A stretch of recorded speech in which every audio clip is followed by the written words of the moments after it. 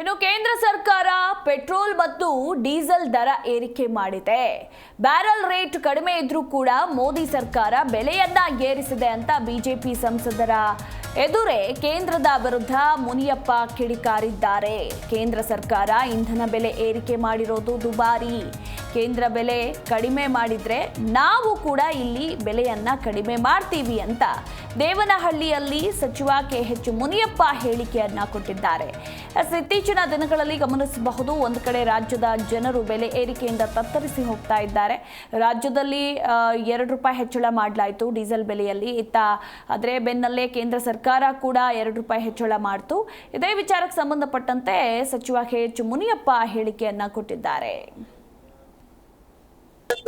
ಇಬ್ರು ಇದ್ದೀವಿ, ಅವ್ರು ನಮ್ಮದಲ್ಲಿ ಹೇಳ್ತಾರೆ, ನಾವು ಅವ್ರ ಮೇಲೆ ಹೇಳ್ತೀವಿ. ನಾನೇನ್ ಹೇಳ್ತೀನಿ ಅಂದ್ರೆ, ಪೆಟ್ರೋಲ್ ಡೀಸೆಲ್ ಮಾನ್ಯ ಲೋಕಸಭಾ ಸದಸ್ಯರಿಗೆ ಸಂಬಂಧದೆ. ಅವರು ಬ್ಯಾರಲ್ ರೇಟ್ ಕಡಿಮೆ ಇದ್ರು ಕೂಡ ನಮ್ಗೆ ಜಾಸ್ತಿ ಮಾಡಿದ್ದಾರೆ. ಅದಕ್ಕೆ ಅವ್ರ ಹತ್ರ ಹೇಳ್ತಾರೆ, ಯಾವತ್ತೂ ಕೂಡ ಇದು ಅಂತಾರಾಷ್ಟ್ರೀಯ ಮಟ್ಟದ ವ್ಯವಹಾರ. ಬ್ಯಾರಲ್ ರೇಟ್ ಅನ್ನ ಆಧಾರ ಇಟ್ಕೊಂಡು ರೇಟ್ ಅನ್ನು ರೈತಿ ಮಾಡ್ತಾರೆ. ಬ್ಯಾರಲ್ ರೇಟ್ ಲೆಕ್ಕಾಚಾರ ಮಾಡಿದಾಗ ಇವ್ರು ಮಾಡಿರೋ ದುಬಾರಿ ಅನ್ನಿಸ್ತಾ ಇದೆ. ಆದ್ರಿಂದ ಡೀಸೆಲ್ ಪೆಟ್ರೋಲ್ ಸಂಬಂಧಪಟ್ಟ ಕೇಂದ್ರ ಸರ್ಕಾರ ಇದೆ, ಅವರು ಅದನ್ನ ಕಡಿಮೆ ಮಾಡ್ಬೇಕು ಅಂತ ನಂದು ಒತ್ತಾಯ ಇದೆ.